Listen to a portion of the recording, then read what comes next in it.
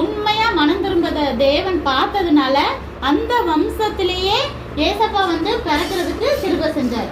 ஏன்னா சல்மோன் ராகாப்புக்கு பிறந்த பிள்ளை தான் போவாஸ். போவாஸ் ரூத்தோட பிள்ளைங்க தான் ஓபேத். ஓபேத்தோட பையன் தான் தாவீது ராஜா. தாவீது ராஜாவோட வம்சத்துல 14வது வம்சத்துல பிறந்தவர் தான் ஏசப்பா. அப்ப அவளோட வம்சத்துல தானே பிறந்திருக்காரு. சரியா? கெட்டவங்களா இருந்தாலும் உண்மையா மனம் திரும்பினா தான் சொந்த பிள்ளையா ஏத்துக்கிறவரு ஏசப்பா. யாரையும் வேணான்னு தள்ள மாட்டாரு. ஆனா உண்மையா மனம் திரும்பணும். சும்மா திருந்துறேன் சொல்லிட்டு திரும்ப திரும்ப பாவத்துல போனா அழிச்சிருவார். ஆனா நான் இதுவரைக்கும் பாவ வாழ்க்கை தெரியாம நான் வாழ்ந்துட்டேன், ஆனா இன்னுமே நான் உண்மையா இருக்கிறேன்னு உண்மையா ஏசப்பாவை ஏற்றுக்கொண்டு மனம் திரும்பினா அவங்க எப்பேற்பட்ட பாவம் செஞ்சாலும் அவங்கள கழுவி பரிசுத்தப்படுத்தி அவங்கள அழிக்காம அவங்களையும் பயன்படுத்தணும்னு விரும்புற தேவன் நம் தேவன். சரியா? புரிஞ்சதா? இதுல யார் தான் ஹீரோயின் தான் உயிரை துச்சமா நினைச்சு இது பண்ணது? ராகாப்.